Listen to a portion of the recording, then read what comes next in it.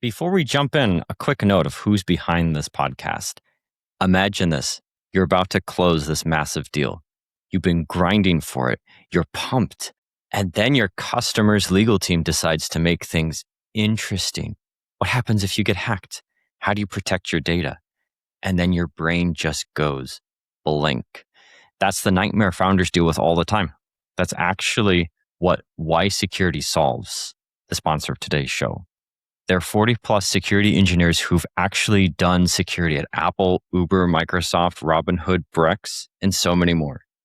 And get this, you don't hire them, you rent them by the hour. No massive salaries, no expensive consultants, just real experts embedded in your company helping you get SOC 2, ISO, HIPAA, whatever it is that you need to close that big deal.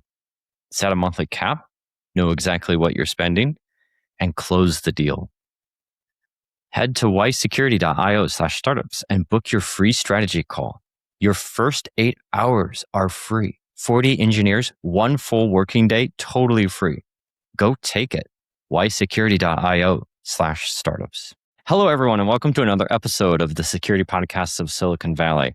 I'm your host, John McLaughlin, and today we have an amazing, spectacular guest. We bumped into each other at the Gartner Security and Risk Conference in 2026 out in Washington, D.C. And now we are here together on the show. None other than Chris Kirschke. Welcome to the show. Chris, you are the founder and CEO of Kyberis AI. Yes. For the Star Wars geeks out there, they'll all know that the Kyber crystal powered the lightsaber, hence where we got the name. Amazing. And you guys turn threat data into decision-ready intelligence for autonomous security workflows. Did I get that right? Yes. So our core offering is a threat graph that basically allows you to bring in any threat feed, commercial, OSINT, anything that's OpenCTI-compliant. Bring that into your graph, and then expose that to your AI agents via our MCP layer, and move it at the speed of AI, as everybody likes to say in the marketing world. So in other words, like you make all of the great data that's already being collected across complex ecosystems of your security commitments and your security layers, and you put it all behind like that MCP so you can actually operationalize an AI SOC? Yeah, so it's an interesting question. Jason Clinton over at Anthropic just laid out kind of a thesis per se around, when you're building with AI. And that thesis, part of one of that is you have to trust the inputs. If you can't trust the inputs, you'll never trust the output, right? And this goes back day one of machine learning, day one of SIEM, day one of AI, and that's garbage in, garbage out, right? But you have to be able to trust that in the ground truth per se, of what's going to feed your agents. Whether you're threat hunting, whether it's red teaming, whether that's L1, L2 SOC agents, whether that's used to build detections through a set of skills and capabilities and automations. If you can't trust that input, well, you're kind of jacked up Good from the luck. get-go. Yeah. You're at a rough start if you can't trust those inputs. I like that phrase, garbage in, garbage out. It's true in every machine and every system I've ever worked with. So how do you know Jason? So being in the Bay and being in the InfoSec and the AI world, I've collaborated with him through Cloud Security Alliance. He's an advisor to the venture studio that incubated Kyberis. And he's probably one of the most interesting viewpoints on AI's ability to disrupt InfoSec in general. And he's just an incredible speaker. So when he does speak, most people do listen. Well, I have to say, congratulations on taking the leap and building something, doing the 0 to 1 thing. What inspired you to do this? It's an interesting one because when a general partner came back to me and said, "Hey, we want you to be the CEO." And I said, "I thought you were smarter than that because CISO does not spell CEO." And he's like, "You're correct. But at the end of the day, look, you've been a builder, you've been an operator, you've been on the resale side, on the sales side, on the GTM side. You sat on both sides of the table.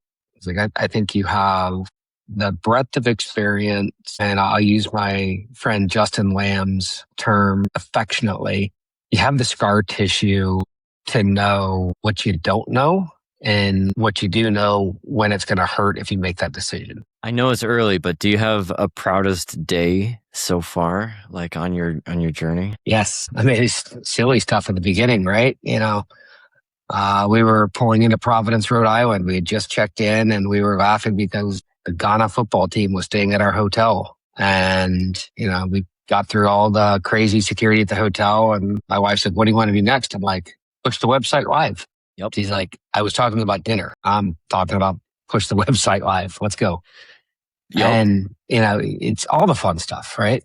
And then, we pushed the website live and we started to get builders signing up and, it's interesting. I think more importantly, 27 years in this business and, I'm sure I'm ruffled a lot of feathers and, maybe a few people off, but, the folks that have come out of the woodwork to support this decision and the opportunity has been, almost tear-jerking, really, honestly. No, it's really amazing.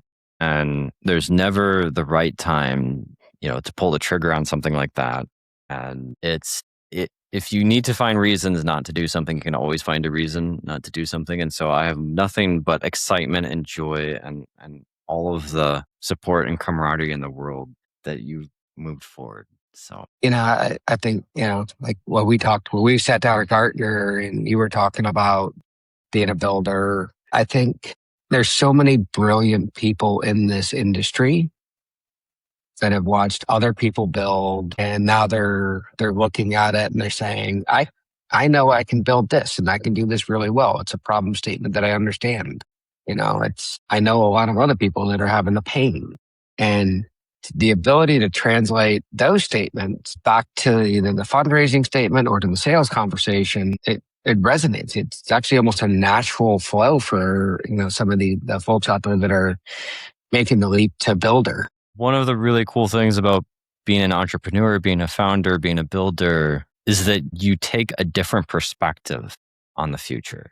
And it's always interesting to hear about how a founder and entrepreneur sees the future and sees what success looks like in that future and how where we are today is just not good enough. We have to get to this better future. Do you want to share that vision a little bit? Yeah.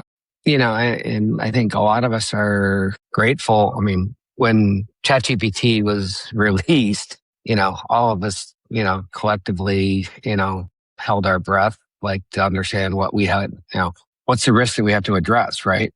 And, some of our leadership was like, "Oh, just block it until we figure out what to do with it." I think it's opened up like I said, the tremendous opportunity to be a builder, right? We just wouldn't want to be that builder. We didn't have the skill. Like I grew up in an IDS world, right? I grew up in watching PCAP and logs and, I was a horrible scripter.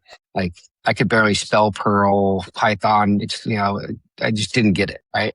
But then, you give me a weekend and I've got a fully functioning, partner portal now, or we've built incredible field tools. Like it's just the concept of being a builder now is open to such a wider breadth of folks where you don't have to go get yourself a software developer. You have to get yourself somebody that can actually take it to production. I'll say that.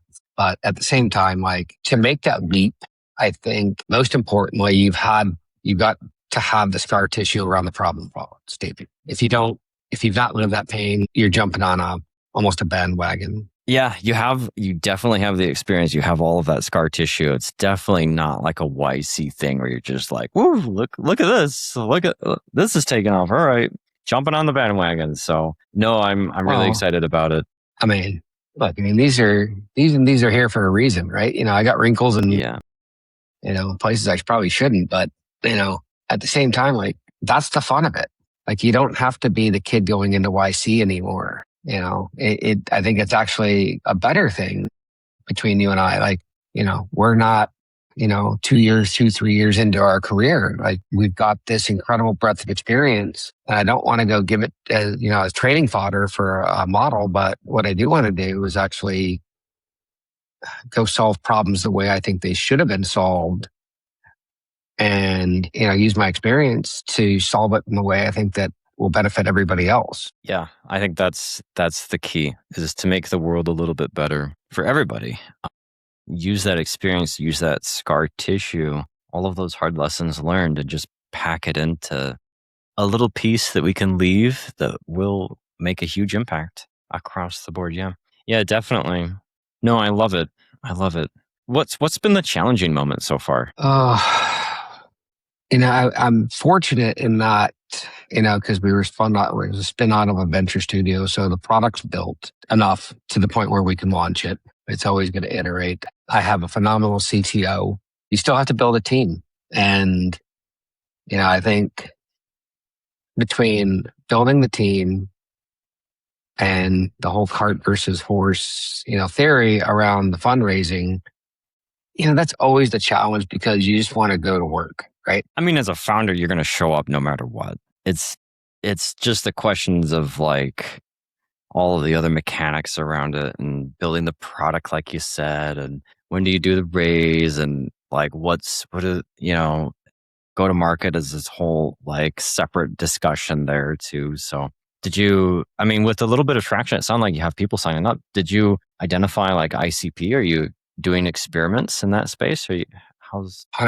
So we're not guessing on the ICP. We've been at this a long time. So calling people, texting people, hey, you got 10 minutes to answer some questions around, what I think, is a problem. And you get the realistic feedback. You also get not only the feedback, but you also get like, hey, buyer beware. Like, this is the other shit that we have to deal with, and all of a sudden your problem statement or your ICP even is also like growing. And look, I'm not a go-to-market person, naturally. Like I'm fortunate to be married to, an expert at it. And I've had to be a sounding board or, have just had to be the ears in the room and listening to it. So I've learned a lot. But I think also having been a field CISO, a field CISO's job is to unstick deals for the most part, right? To accelerate the qualification and then to unstick deals when, the usual, I would say, CISO tactics of stalling and, et cetera, start to occur. Kind of going back to the core question, right? I wanted to do it the way I would want to be sold to. So we focus on the builders first, right? There's the developer account, go build stuff, right? If you're an open source contributor, you can fill out a form and you can get an extended license for free. Nice. Right. There's small and like, we're not kind of trying to be like this, hey, you gotta be able to afford us kind of mentality. And then, there's the enterprisey things that they need that we, like we've got a cost of goods on that one. So, but again, like just having the conversations with the customers is the most important piece and figuring it out from there. And, honestly, John, the thing that I'm most excited about is the fact that we started with the builders. Now, like I love LinkedIn. I love and hate LinkedIn. I love seeing the builders on there. Mm-hmm. I abhor a lot of the marketing BS on there. You can bottom up, take it or leave it, solve some real problems. Like that's where the rubber hits the road. That's where the good stuff happens. And like with my engineering background, I 100% empathize, relate to all of that sentiment. That's the good stuff. I kind of feel like top-down sales is ignoring like where the rubber hits the road to some extent. It's a very different thing. And I have deep respect and fond memories of all things like that actually hit, the pavement hard, and make a big difference. So props for going bottom up. Yeah. I mean, it's funny because like, I sat on some of the sales side for a little while and, you get on a call and, I talked to the CISO, we're good to go. Just get the POB moving. They're going to write a check and you get on the call and, the team's like, yeah, by the way, can you tell us what the heck you do? We don't even know that. Yeah. That's like nails on a chalkboard for me. Oh, yeah. So. And I feel so bad. I feel so bad for like engineers where that happens. You're like, okay, what is this thing? What are we doing? Like, why are we buying this thing? On the converse, it's very funny. I never feel sorry for like a CISO or a CSO who like has a whole group of engineers that are like, oh, we're using this thing, we're jamming on this thing is amazing, like saving us so much time, it solves us all of these problems, we need to buy it. And then the CISO is like, excuse me, like, what is this? It's just hard to feel sorry for the CISO in that situation. But, there is a lot of empathy that goes the other direction. So, yeah. It's actually a delight to be a CISO and then have your entire team have consensus, have already done like some market analysis and have looked at some open source tools, and they come to you and they want to buy something. It's an easy yes, right? That's why bottom up works. Yeah. And to kind of continue the builder conversation, I mean, like I watched at Gartner, actually. He's like, yeah, like I've got the anti-CISO agent running. And I was, what do you mean the well, my The boss is going to come agent here. And he's like, I know, he's going to be like, I saw this really cool stuff, or I talked to this guy who's doing this really cool stuff. Why aren't we doing that? So he built a suite of agents that uses his Gartner login, is mapped back to their tech stack, mapped back to their engineering bandwidth, and basically now he just sits there and says, hey, why aren't we doing this? And he just actually can go into Claude and say, hey, can you elaborate to my CISO on why we are not doing this? And it spits out this nice little thesis, and he's like, make it a PDF and, or an email, and, soften the tone a little bit. Yeah. Yeah, that's nice. It's a great tool. That's so funny. Oh my God. That's a great use of AI communication. Yeah. And I'm sure on the other side, like the CISO's using AI. Oh, yeah. Maybe. So let me ask, what are you building? What am I building? Yeah. Well, building two companies at the moment. YSecurity. YSecurity is an on-demand cybersecurity team for startups. So we take that fractional model that you oftentimes see with CISOs and apply it to the entire team. And so instead of, just bringing in, fractional help early on before it makes any sense economically speaking to hire your first full-time security person, just apply that fractional model to the entire team. And what that enables our partners to do is to execute on very aggressive timelines for very specific initiatives when you need it, and pull back down to maintenance mode, after we declare success. We're oftentimes pulled in to unblock business deals and just accelerate new market. So that's YSecurity. And then the other piece is, after, building out YSecurity in the past 3 years, we went from just 2 people, myself and my co-founder, to 45 people strong, where we're operating lots of different companies' security posture. You start to see patterns in the market. And that's why we built Cyberbase, which is a procurement acceleration platform. It takes care of all of that paperwork and all of the grit. It's really important to grit and really important to paperwork to get through, to make sure that your security, your requirements, how you handle data inside your own platform is at the same bar that your customers expect, and your operational excellence is aligned. But when you make those investments in your corporate, operational excellence, you need to cash in on that very quickly. And that means like closing deals as fast as possible and getting through that paperwork without a cinch or snags. I don't know how many contracts you've redlined or due diligence questionnaires you've burned your nights and weekends on, or maybe even a Friday night for some special deal that's trying to get pushed through. But yeah, AI can take care of all of that. Yeah. But it's fun because I think it's a fun perspective now, having sat on both sides of the table, right? Like I can remember on the buy side making the most obnoxious, irrelevant, and inconsistent red lines to, a deal. Just knowing that I'm going to send this over at 3:30 on a Friday, and it's going to take them until Wednesday to bug me again, minus the call from or the text from the rep, like, are you effing serious? And it's like, dude, I don't even know what I did. And now with AI, you can actually just tell it to do it for you, and it'll muck up some stuff, and you send it back, and there's your stall tactic, right? Yeah, it could be totally a stall tactic. I mean, if you want those deals to go faster, you just let AI consume your entire operational commitments that you make through your internal policies, your terms of service, your privacy policy, your pen test, your SOC 2 reports, your ISO things, all of that stuff. Those are all just documents, right? So what you do with Cyberbase, you just take all of those things, you throw them into the knowledge base. We build an entire graph of your operational commitments.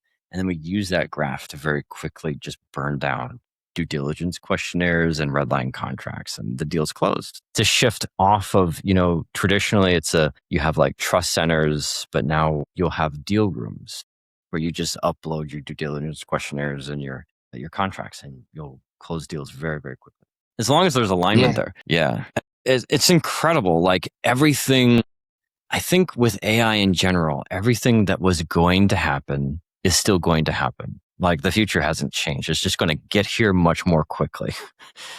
It feels like that's kind of what's unfolding here. And I'm really curious, Chris, if when you look into that future, like what do you think will be the most challenging security problem that we face as a security community? There's so many, and there's so many that are going to come around the corner and hit us, broadside us that we're not even seeing yet. So I think in front of us right now, and I think it's getting to be a very, very crowded space, is, by definition, an agent is somebody that acts on behalf of somebody else's interests, right? So I think identity and intent and authorization and traceability all feeding into governance for the agents that we're building and deploying 100%.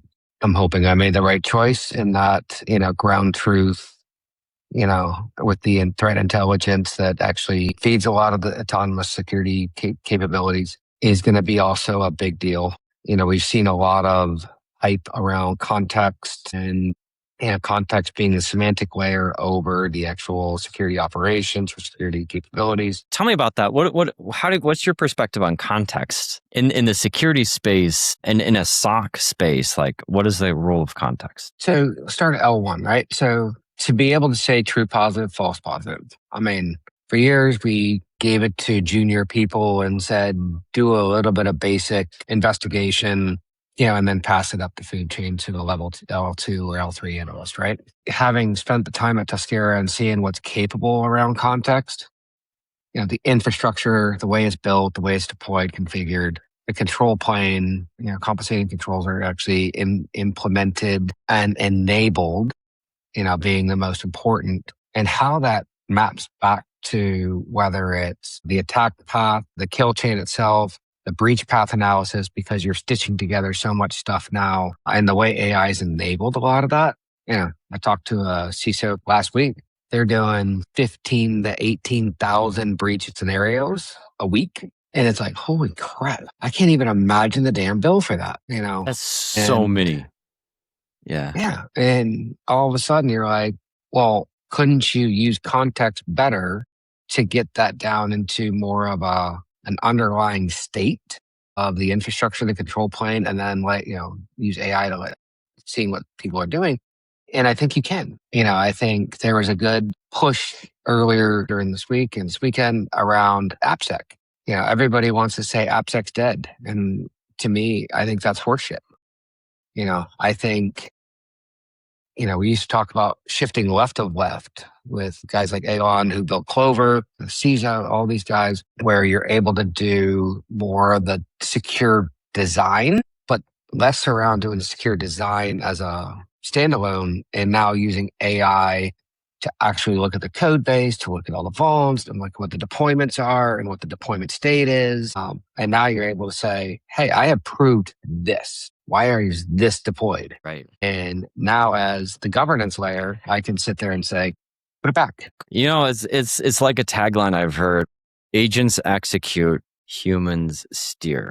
Even if you think of like automated driving, where you could take that analogy, like, oh, an automated driver. Yeah, sure. But you still need to tell the damn thing where to go. I think that like at the end of the day, even in the security space, even when you get like operationally specific, we still need to be in the driver's seat at some level, coordinating, orchestrating, perhaps driving architecture. I still see all of those things as decisions that need strong accountability.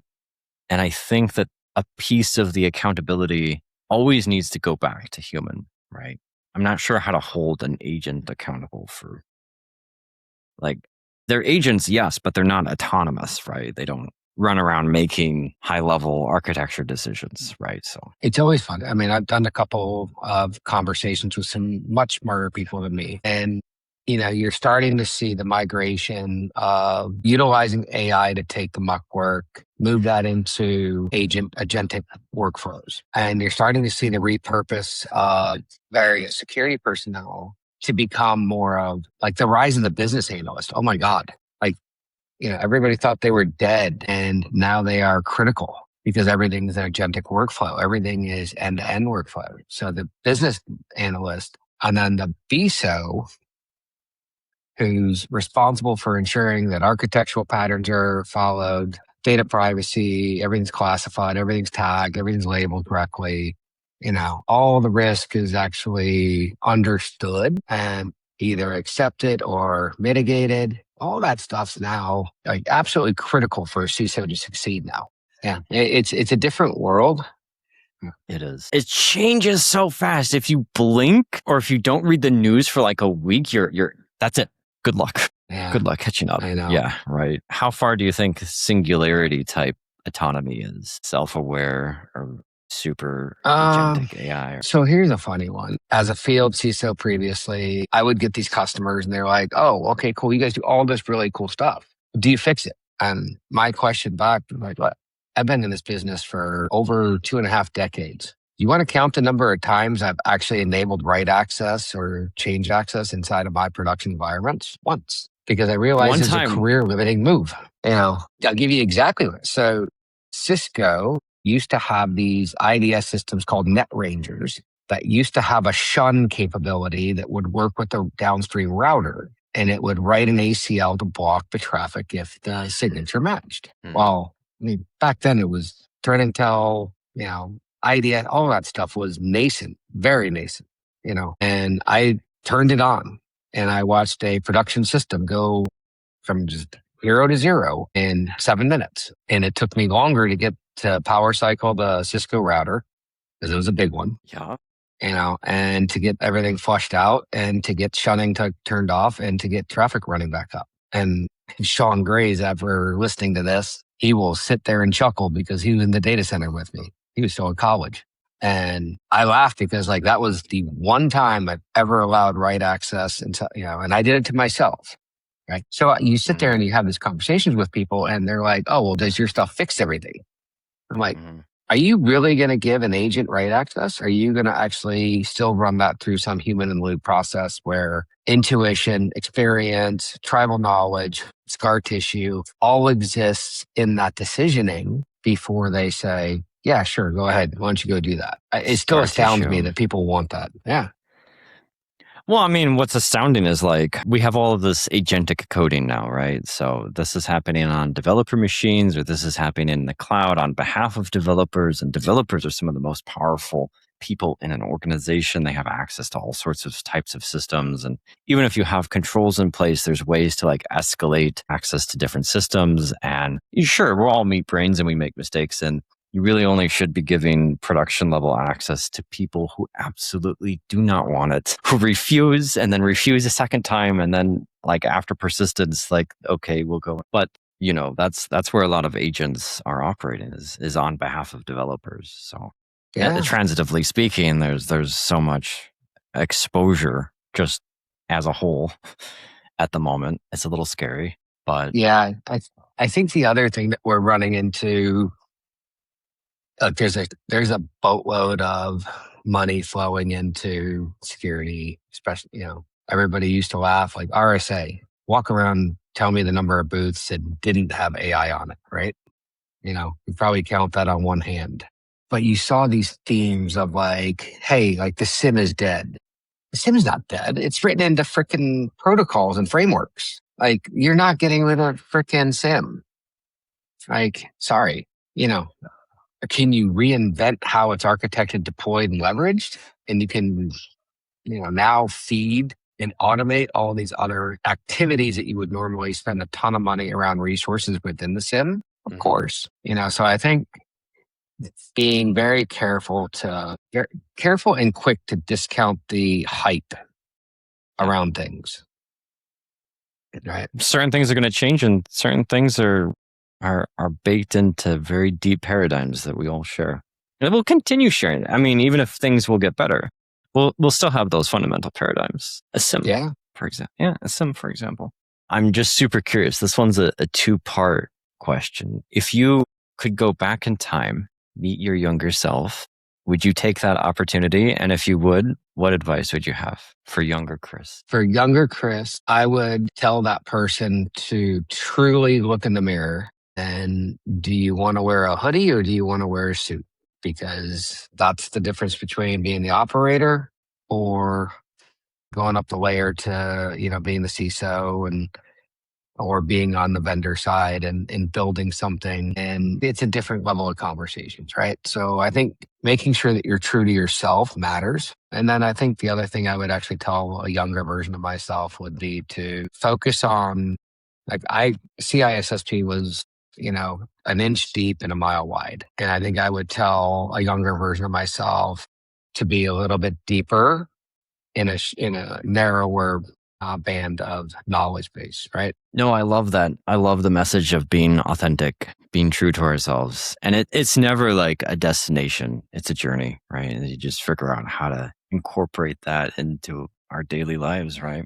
And the thing is, like, we're people, we change. So it's good. It's good to pay attention to those things. And it's funny you mentioned the inch deep and the mile wide comment too about CISSP. I did exactly the opposite. Early in my career, I was a mile deep and an inch wide in iTunes security and protecting content and cryptography and encryption.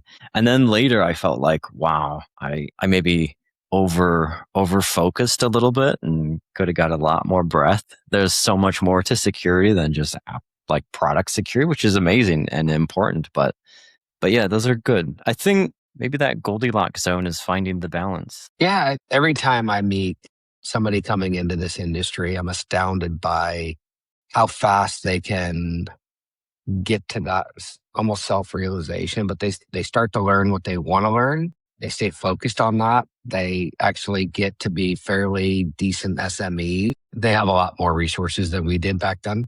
I finally threw away all my books.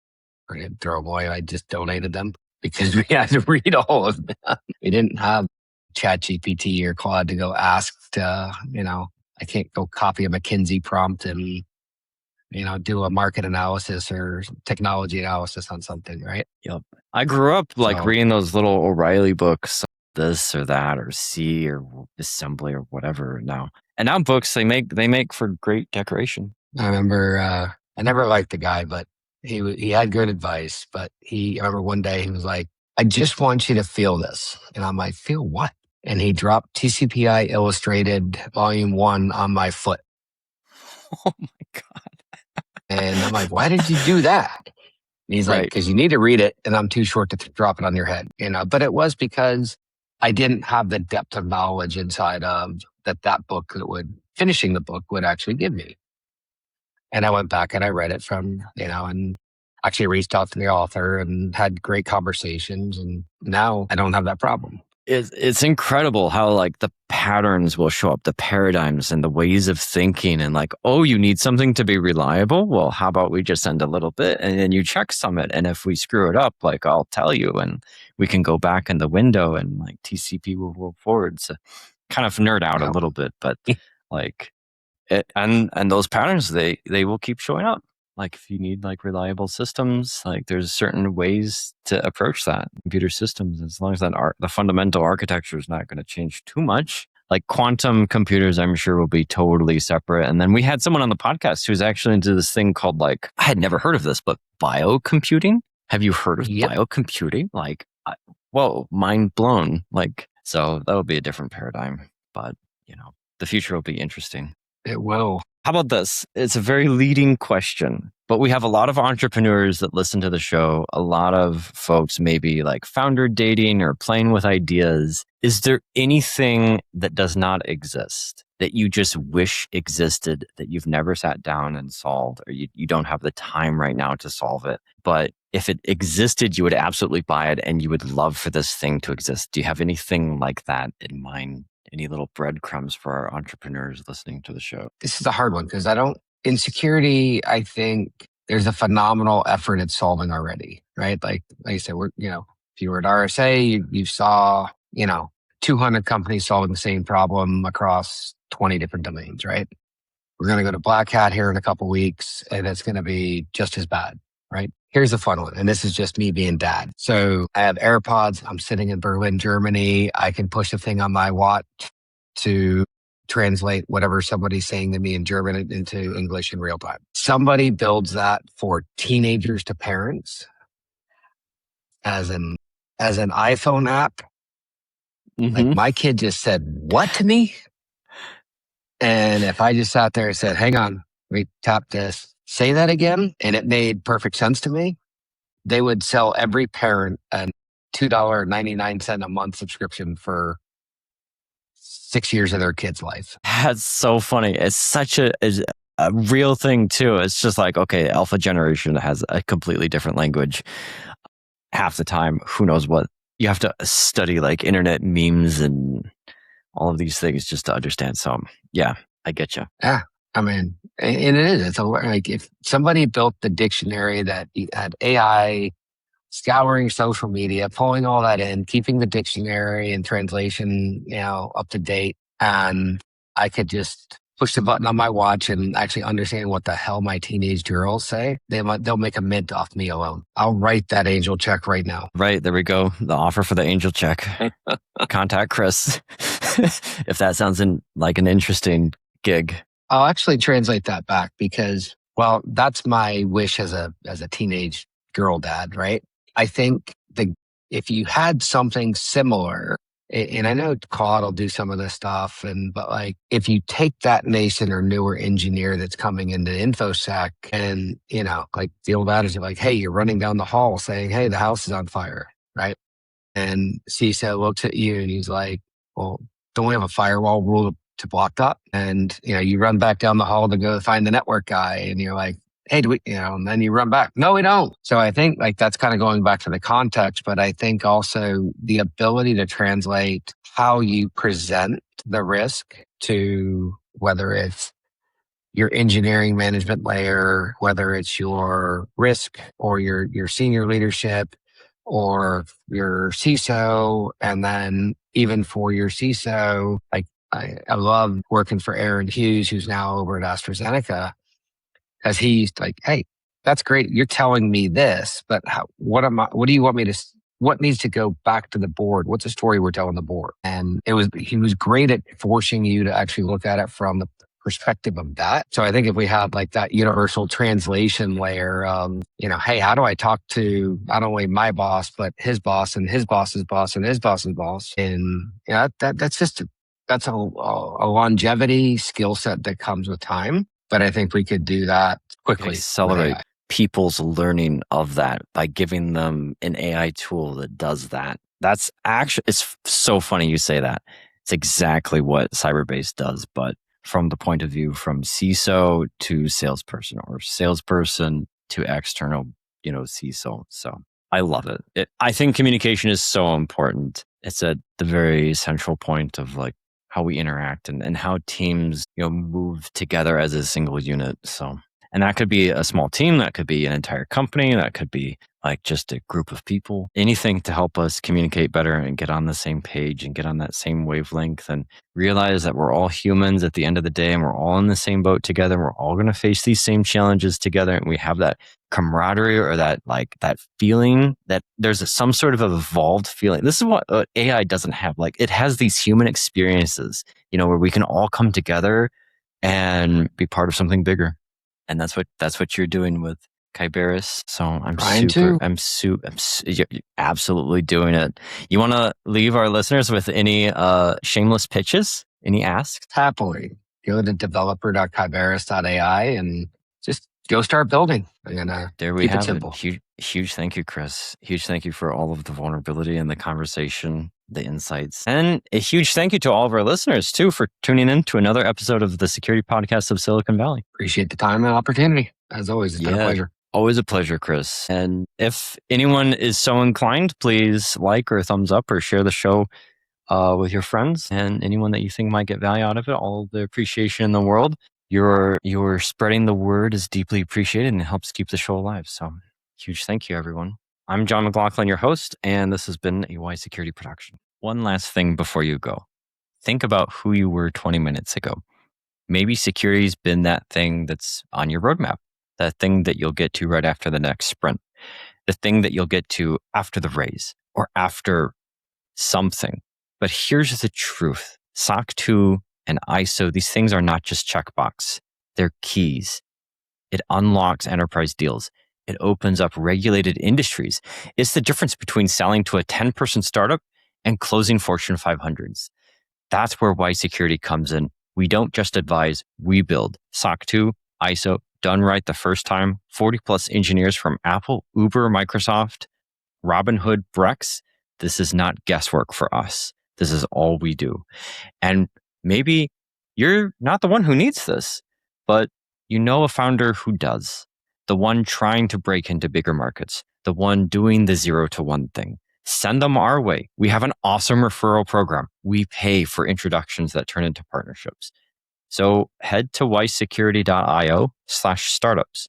The first 8 hours are free. 40 engineers, 1 full working day entirely on us. YSecurity has your back. See you in the next episode.